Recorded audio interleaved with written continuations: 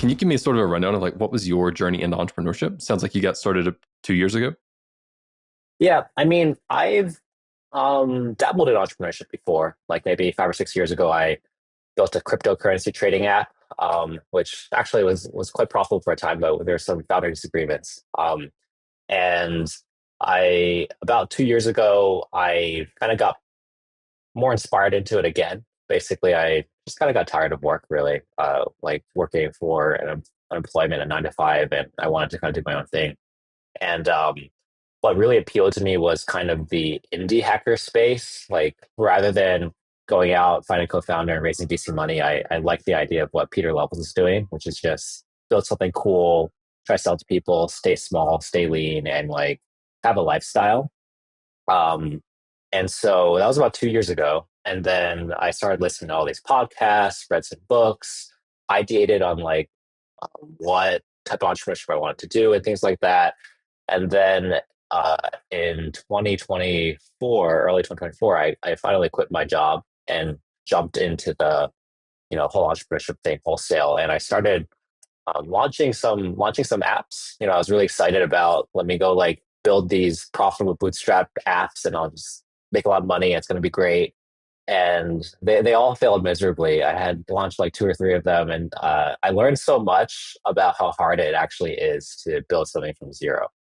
Um, and, and then and I had heard about the buy then build thing, basically acquisition entrepreneurship, buy a SaaS rather than building from scratch, and it appealed to me. And then now is appealing even more to me because clearly what I've been doing wasn't working at the time. I probably could have figured something else out later, but I just wanted to try this out. It seemed really cool to buy something. And in fact, the idea came to me from watching My First Million, the podcast. So if I hadn't watched that, I wouldn't have known that it was even a thing. So that was great. Yeah, and then just I was just gonna fast forward, and then like 6 months later, we could talk more about it. But I ended up buying ImprovMX, which is an amazing custom domain email forwarding SaaS, and I've been running that since. Very nice. Yeah. So let's go ahead and start there. And then I have some questions about ImprovMX itself. Okay. So we were talking before the podcast, acquisition entrepreneurship, something I'm very interested in, because it seems like getting product market fit is like so challenging. Like It's really hard. It's really hard. it's yeah. Um, but also acquisition entrepreneurship scares me because I have somewhat of a technical background. So I taught myself programming Yes. for 4 years. And at the end Hmm. of that, I was good enough to get a job in marketing. So Yeah. that's all. Okay. It Okay. tells you a bit about my programming skills, Okay. but somewhat technical. And it just really scares me, the idea of like buying a business and it's someone else's code. And I just don't know what hairballs are in there. So what's been your experience? Yeah. So just taking a step back, like every entrepreneur needs to figure out what you're good at and also what you're explicitly bad at. Like it's easy to think, oh, I'm a good coder, I'm a good salesman, but then you also have to realize like what you're really bad at and find a business that matches that, right? Because everybody in the world has some strengths and some weaknesses, and people make the problem of choosing like the sexy business right now and get into that. But really, you should pick something that is weirdly sexy to you, but extremely unsexy to most other people, because that's how you find a match that actually works for you. And then, kind of like answering your question, then I'm really good at coding, so actually, that's not my fear. My like basically, I would figure out that if I bought something, if the code was crap, I would just rewrite it and it would be fine. Like that's my confidence in that because I've been a site reliability engineer for the last 10 years. But then my fear was like the sales and the organic growth and marketing and distribution because when I launched my two bootstrap apps earlier in 2024, like I built amazing code in like less than a week and just had a thing launched. And nowadays you can do that with AI in like a day, right? And then I couldn't even get a single customer. I just didn't know how to like market it. I tried paid ads, I tried Hacker News, like all the different things, and it was just like impossible for me to get anyone to use it. And so I was bad at marketing, but I was also bad at like how to craft a landing page that converts and how to also think about a product that people really want to use. But the technical part is like nothing to worry about for me.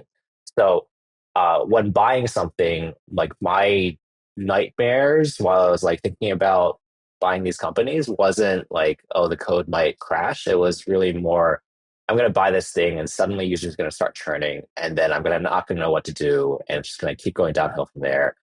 And similarly, if I buy a company that has enterprise sales, I'll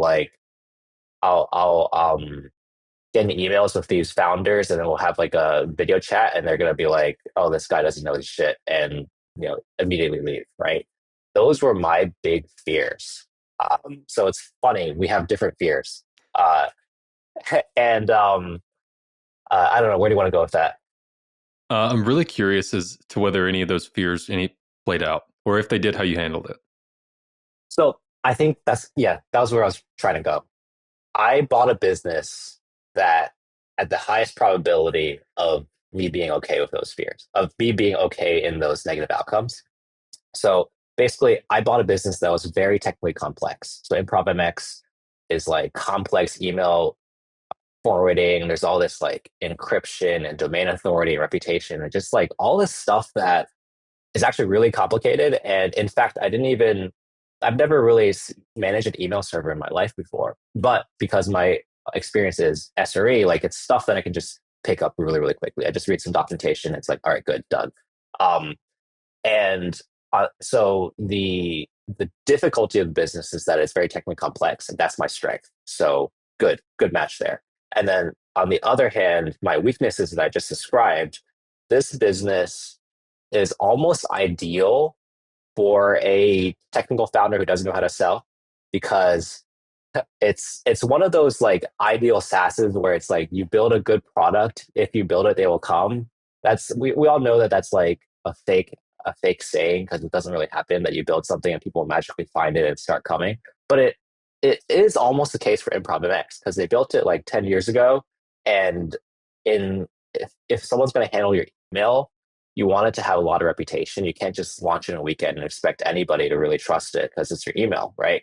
So um, it's just a technically great product that was built a long time ago and has a lot of trust in the community and inbound organic growth, and also inbound enterprise queries. Like about once a week, I get somebody emailing in saying, "Hey, I want an enterprise plan," or "Hey, I want this special feature." And I just reply to them and saying, "Hey, you want to have a video chat, or here's a price or whatever." And then people just kind of say yes or no. And um, that's okay for now. I'm not doing outbound enterprise cold calls, and I'm not doing any marketing right now. But basically, the company just has organic growth, which is like the best, like shallow end of the pool for me to learn how to do SaaS distribution and marketing and sales. That's Does that answer your amazing. question? Yeah. Yeah, totally. And you mentioned that you're not really doing much marketing right now. Did you end up hiring out some of those tasks you were afraid of, like other stuff like sales, or did you just take Yeah, all of that on yourself? we're not doing any outbound anything. It's all inbound Oh, right now. Because amazing. basically, I bought the company, and my priority right now, or my priority was just take the grasp of the captain wheel and make sure the ship is going straight. So I Hmm. wanted to make sure that the employees um, were kept, the customers are still happy, the service is still running, and it's not going down.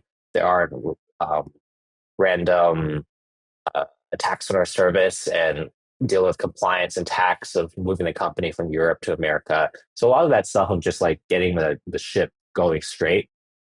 And that's largely done by now. It's been like two months or so, and so I've been working hard on that. And now I'm kind of pivoting a little bit more towards some new feature development. We're lucky that it's really obvious what new features we want to build, because customers are literally telling us all the time, and we have all these pre-existing customers. So it's not like the 0 to 1 case where you sit down in a room and you think, "Oh, what do people want? What do people want?" It's right now, it's so obvious to me what people want, because they're literally telling me. Um, and sorry, I forgot where we're going with this. What Yeah, was so I the was just question? asking if you had like hired out any of those tasks that you were afraid of. Oh, I think you answered yeah. that. So the answer is like I hired a new junior dev, Hmm. and we're doing dev work, and we have support people. And but otherwise I've not hired anybody in marketing or sales, because we're not doing any of that. It's basically, I'm already inundated enough with running a company and then dealing with occasional inbound enterprise sales requests.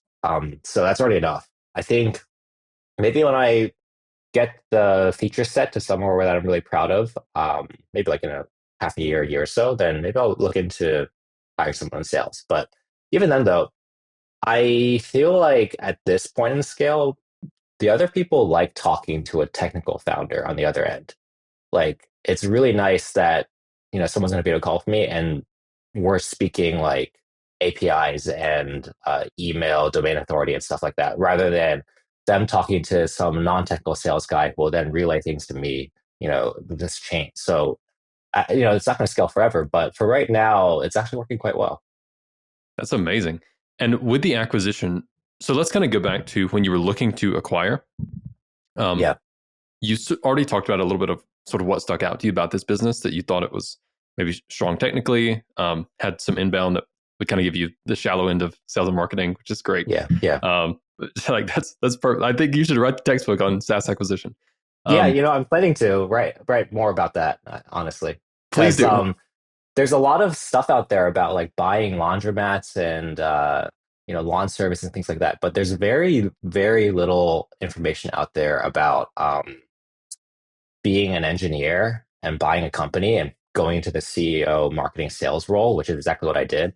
In fact, I made like a little Google sheet of like pre-existing podcasts that cover this, and they're like 3 episodes that I've pulled over the thousands in the acquisition entrepreneurship space that are like specifically about buying a technical SaaS. And so I do want to write more about that in the future. Yeah. That'd be whatever you write, I will read and buy. So just let me Okay. know. I'm really curious. So let's kind of get into that acquisition side of things, because I think Yeah. it's just not talked about, just like you say. So let's talk about it. Yeah. When you're looking to buy a SaaS business, what sort of Mhm. things were you looking for? What opportunities stuck out to you? What things, maybe you could go deeper into, like what were you afraid of? But just like what stuck out to you about, say, ImprovMX in particular and SaaS in general? And then just sort of walk me through your thought process when you're looking to acquire. Yeah. Yeah. That itself was a large journey. So, the Dunning-Kruger effect, or like the basically at the start of this, there's a website called acquire.com, which is really popular, a marketplace to buy SaaSes. People just put their listings up, and then there's a price and there's like some metrics about it, and you decide if you want to buy it or not. And you can just kind of literally click a button and start talking to the founder, I was and literally on submit it. acquire.com 2 days ago. Yeah. So I saw that and I was like, wow, this is great. There are like thousands of listings. Let me just um, spend an afternoon, look at all of them, pick like six, send them like, hey, I want to buy this, and then I'll have a SaaS in like 3 weeks. Like that was literally my thought process. And very quickly, I was very disillusioned by the whole thing. I realized that um, at the low end of SaaS, like let's say less than $200,000 for the whole thing, um, everything's like commoditized, launch in a weekend, very little history. Some of them are sketchy too. Like they'll list the P&L of like, oh, look at our growth, it looks like this, but then they don't include the massive amount of advertising they pumped into it. So it's actually a net negative. And like even the nicer ones, it's just all these products were just very commoditized and tons of competition and no real path to growth. And so you buy the thing, and then now you're just kind of like, all right, now I'm just 0 to 1, except it's not zero, it's like 0.01 to 1, right? And just like for a lot of businesses, I thought about, okay, I could buy this, but then I'm really not anywhere further than just starting an app from scratch, because you have an app that you paid money for and that has no growth or declining growth. And, you know, actually writing a ship that's already going the wrong way is actually harder than just, building a new ship, to be honest, in a lot of cases.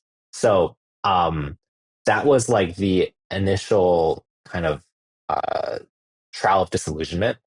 And I got pretty demoralized for it took quite a few months really, where I was just looking at a lot of these SaaSes. And then the process started to kind of turn around a little bit when I looked at several hundreds of SaaSes across Acquire.com, across Quiet Light, which I highly recommend. and others as well. And I started expanding my scope to like, what if I buy an e-commerce? Like, what does that look like? And what started turning around, which I didn't even really notice, because to me it seemed like I was just making no progress, and I maybe I should quit this. But what was actually happening was that I was looking at all these SaaSes, and when I considered them, and some of them I got excited about, and then eventually I realized that they had serious problems. I started to internalize what are those things and start seeing those problems earlier. But I also, because I was seeing nothing I wanted to buy, I had to ask myself these deep questions of like, what am I actually good at and what's my edge? Because if I'm just going to buy a thing, it's probably not going to work. I really need to buy a thing that I said earlier, where I realize what I'm good at is what the business is unattractive about, and what I'm bad at, the business is good with. Right. And so I started to crystallize what I basically said earlier. I need a SaaS that is very technically complex and also a SaaS that has organic growth. That's going to be like the perfect thing. But I didn't realize it at the time. And I wouldn't be able to tell you those two words, but that was what I was kind of coming to eventually. And another thing is, I actually started to send offers to different founders, like something that wasn't quite perfect, but maybe let's just like send an offer and actually go through the process of not just thinking about the listing, but then talking to the founder and really thinking about what it actually be like to own this, and talking like going through a deal negotiation and all that stuff. That was also useful as well, because there's a difference between just looking at it and considering shelling out the money for it, right? And then after it's probably about half a year, the listing I was subscribed to Quiet Light, and the listing came up on my inbox, and I just saw like, revenue numbers, and it's a email SaaS. Click for more information, and then I clicked it and I saw ImprovMX and my jaw dropped, because I was literally using ImprovMX. And Yeah. I think like half a year ago, I thought like, wow, if I were to build a perfect company, like a perfect bootstrap SaaS company, I'd want it to be something like this. And then it was for sale. And because of all the homework I've done in the last 6 months, or not homework, but failures and self questioning and things like that, it just made it so clear that this was the perfect business for me. And so I went like 1,000% in. Basically, I sent an email immediately, got on a call with the founders next day, which was as soon as possible, and then I submitted my first letter of intent with a cash offer, like within half an hour of that, right? Wow. And got the signed LOI with an agreement to proceed, like by that weekend, basically. So I moved ultra fast, um, and was also super earnest about, I really want this business, and I think you guys are going to be great partners here, and I'm going to make it as easy as possible to get this done. And with the things that stuck out to you about ImprovMX, like, did you just have a feel that it was growing organically and that it was technically complex, or what about it in particular made you feel like, oh, this is the dream deal? Oh yeah, well, technically complex, just custom email domain forwarding, you know for a fact that that's going to be technically complex. And in terms of the organic growth, like when you go to these listings, you do see the growth. So basically, I saw that there was consistent organic growth, and I saw that they didn't spend any money on marketing. So that's organic growth. And also, like the other really giant thing is that the video call is important. um, you get a feel for how much you trust these guys on the other end. And their names are Cyril and Antoine. And basically, from that call, I just got the highest amount of trust and integrity possible from the other end. And so that is a big deal, actually. Like when Okay. you go through the acquisition process, either party has so many different ways you can screw the other party over. And if there's like any amount of like this guy's like even the smallest amount of shade, I would not go forward with the deal, because there's just so much that you're kind of going through like a mini marriage at the time, and then uh, and even afterwards, there's like lingering effects to it. So integrity of the other party is really important too. So that basically, when I had the check mark on that, that basically meant all the metrics that I saw, I'm just going to assume the benefit of the doubt for everything, like that they're not trying to trick me. And that happened to be the case. That happened to be the case, that everything was good. Amazing. So let me kind of recap that just so that I can have sort of a summary for myself. Hmm. Hmm. So it sounds like sort of in order of not importance, but order of maybe discovery would be the things you're looking for. So first is like consistent organic growth. Yeah. Second is maybe al- aligning skill sets with what you have. And Yeah. then third, at this point, you'd be like, okay, now I'm interested in buying it. Now let's talk with the founders. And then you're probably looking at like founder integrity. Yeah. Yeah. Anything So that I those are missed there? like, yeah, those are like the top three things for which everything else kind of flows from there, right? So, I think probably another important thing would be like price. You mentioned the 200, like yeah, below the 2K or 200K mark is yeah, like maybe a little sketchy. yeah, that's Is there right. like a floor, like, excuse me? Yes, I know where you're going with this. Go ahead. Well, if you know where I'm going, just go, you go ahead. um, so I wrote a blog post actually about the ImprovMX acquisition. There was like a blog post on ImprovMX.com, but I also have another one on MatthewTse.com, which is a little bit more personal. And I in there I wrote basically that like the concept that people are kind of worried about these first acquisitions. I mean, obviously, a lot of money is a lot of money, so don't, take a giant loan if you can't take the risk. Don't borrow from friends and family, etc. But if you do have the money, or if you can like save up for it, um, people get afraid that their first business is too big, too much money in, and it's actually counterintuitively the opposite. The bigger the business is, the easier it will be to run, the more profitable it'll be, the more stable it'll be, and the less work it'll be. That's counterintuitive. People think I'm going to buy like a 50K little web app and it's going to be super easy, but actually it's going to be super hard because there's going to be no employees, there's no moat, there's no standard operating procedures, the code's terrible, literally everything about it's going to be bad. And if you think about, the other end, let's say you take an SBA loan and buy something that's $5 million. They allow you to loan up to 5 million. Um, it's going to have a lot of employees. It's going to be at least probably 4 or 5 years old to get to $5 million in value. It's going to have a lot of standard operating procedures. The code's going to be pretty good because it's been ironed out by just churning through $1 million in revenue. They've got to figure some stuff out, and they probably have diversified clients. Like literally everything about it's going to be better. So the higher in price you go, the better the business will be and the easier it'll be for you. So um, for SaaSes, I would say a floor of like, uh, you know, it should be at least a few six figures, is what I'd say. I think below that, you might as well just build your own business. That's just my opinion. I mean, maybe there are definitely some people who buy things that are, 20,000 and grow it to like a $2 million company. I think that those people would have succeeded if they built from scratch as well. But I think that if you're buying something, I would recommend saving up a little bit more if you can afford it, because the higher value businesses are just strictly better. And when you were looking to buy a business, were you looking at like a certain level of cash flow from the business, like to replace your day job, or were you just like, I'm just gonna buy it and then replace my day job as I can? A little bit of both. So I've I've accrued a decent amount of savings, so I could definitely run off that for a while. And so the price of it, I was looking for not necessarily amount to replace my living expenses, but more an amount that will make it worth it for me to work on this, right? So Hmm. let's say I bought something that generates $30,000 a year in revenue, right? And I build a new feature, and even the feature generates 50% more revenue, which is amazing and unheard of. That'll now be $45,000 a year.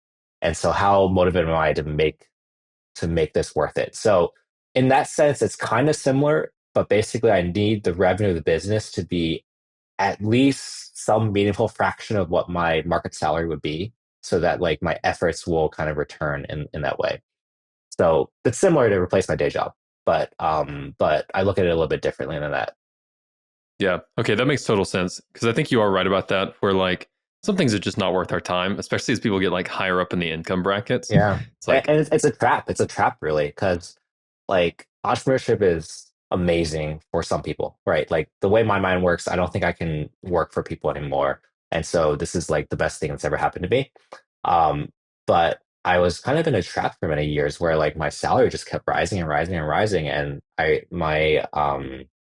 my spending would relate, and then I it's easy to get in a trap where you're just never at a point where you feel like, okay, I can go take somewhat of a risk because you're just like spending more, living in a more expensive city, you get a wife and children, and like more and more, and you just never take the leap to entrepreneurship. I mean, some people don't actually want to be entrepreneurs, but if you do, try not to fall in that trap. But it's kind of dangerous.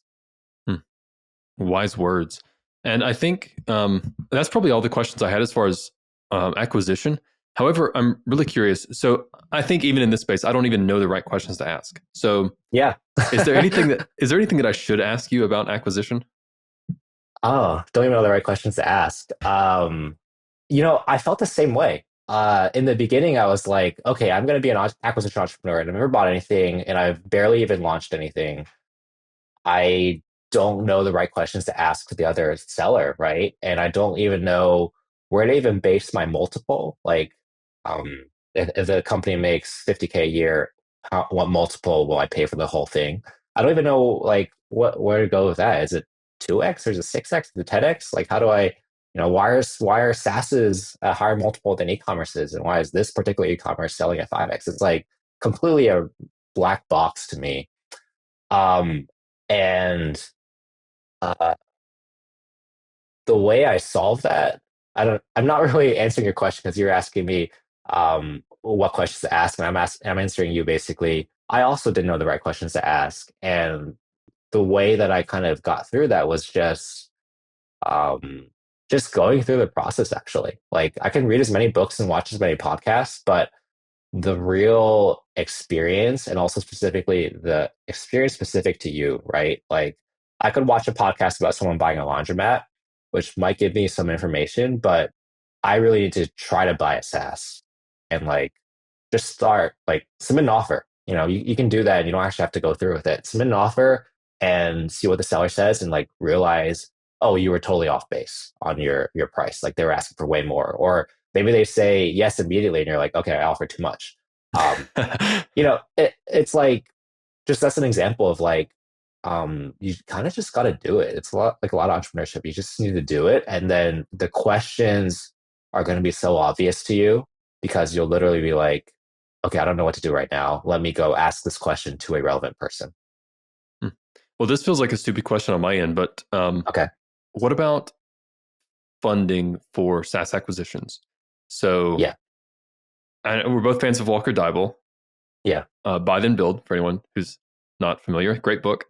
And he talks Yeah. about getting an SBA loan, which is basically 10% Yeah. down, and then you loan like you said, I think it's up to 5 million or whatever. Right. Um, for brick and mortar, that sounds not as scary as it does for SaaS. Right. For SaaS, it makes me want to wet my pants a little bit. You know, it's not really about scary or not. It's okay. So you're saying scary because for brick and mortar, you're assuming that it's going to be like stable. You buy a laundromat and like the income's going to be stable there, so you can imagine paying the revenue, paying the loan costs back, right? And you're scared because of SaaS. You take a loan for it, and then suddenly people start churning, and you literally can't pay the loan. Is that what you're expressing? So at its core, yes. I think SaaS is more ethereal. So I think Yes. was a physical asset, you would, even if the business went to zero, you'd have like some sort of physical assets. So like with a laundromat, you'd still have like laundry machines. That worst case scenario, you could sell your laundry machines, or Yeah. like the land Yeah. that the business is on, the building, Yes. whatever. Yes. Whereas SaaS is like if it goes to zero, like it just went to zero. Like you're just out of luck. Yeah. So yeah, this is hard. I'm lucky. I'm really lucky as an entrepreneur in that, or maybe this isn't luck. I've saved up a lot of money. Just I've worked as a site reliability engineer and climbed the corporate ladder for like the last 10 years, and I've lived well below my means. So, um, part of it was I was prescient to just work hard for money, which I might use for something in the future. And I figured out what I wanted to use it for, which was acquisition entrepreneurship. Um, but so I didn't actually take an SBA loan for ImprovMX. I paid cash and borrowed some money from friends and family. But that uh, and would not have been able to do SBA.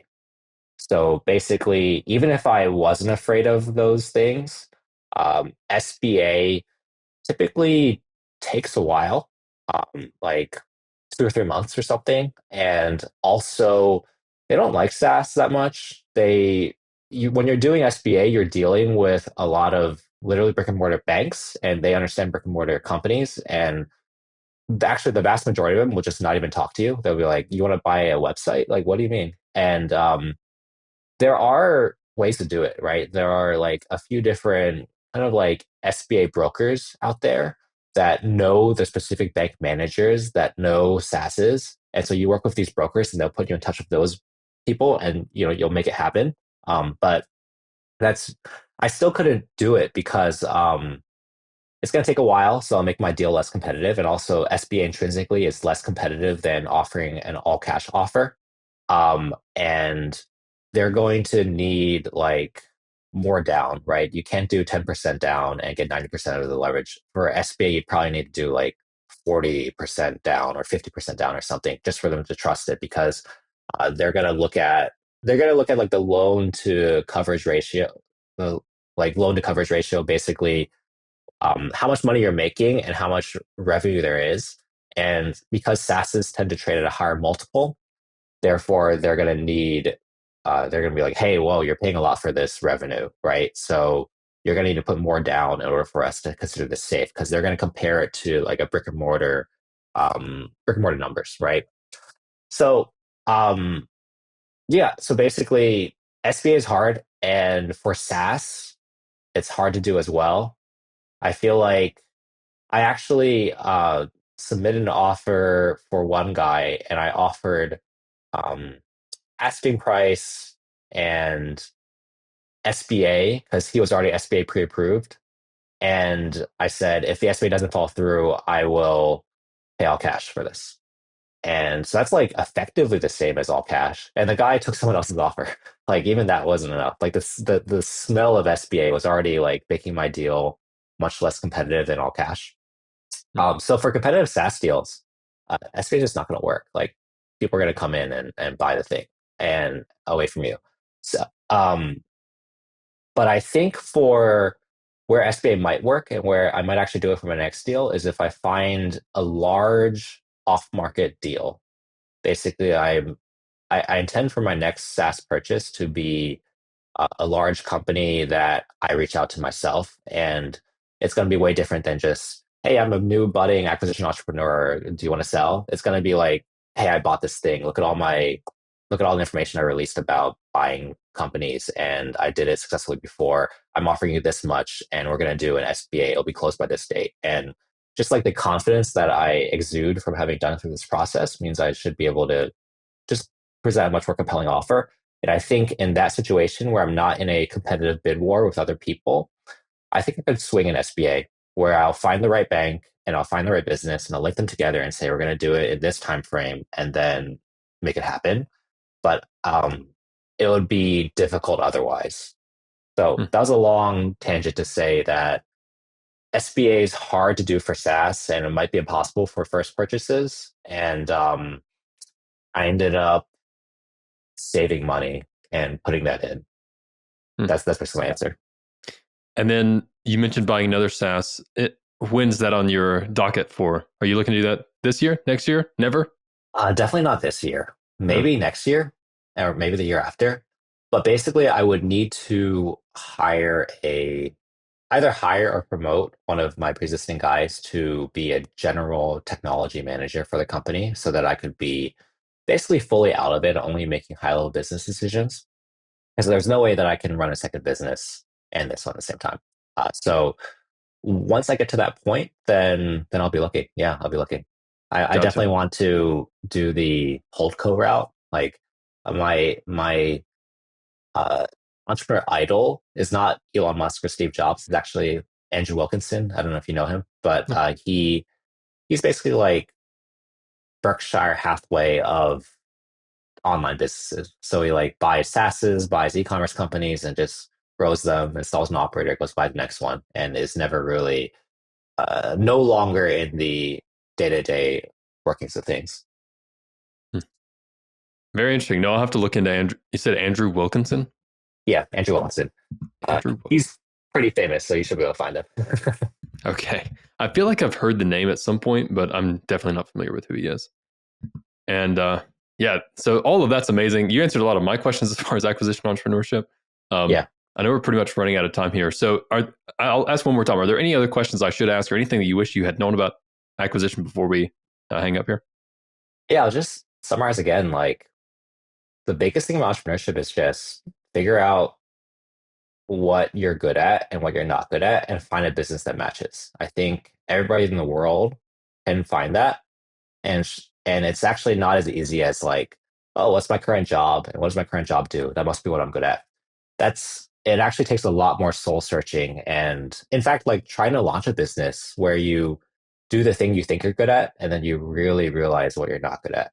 Uh, that's like, that's like the key to entrepreneurship, I think.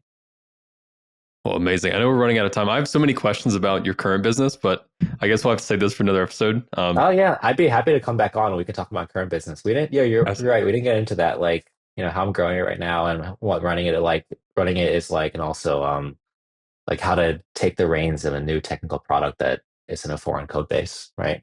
Yes, 100%. Let's schedule that. I know next week I've got microconf, but then after that, I have I'm nothing. going there too. Oh, you're kidding. Like Amazing. tomorrow, like I'm flying out tomorrow for MicroConf.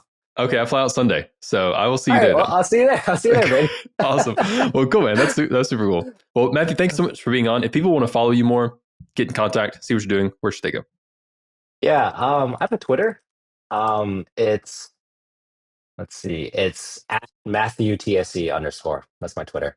And I'm also at MatthewC.com, MatthewTSE.com. That's my personal website blog, and you can find me there. And ImprovMX, really cool business. Yeah, I actually use it ImprovMX.com as well. myself. So perfect. Awesome. Well, cool. Great. Thanks so much, Matthew. All right. Appreciate it.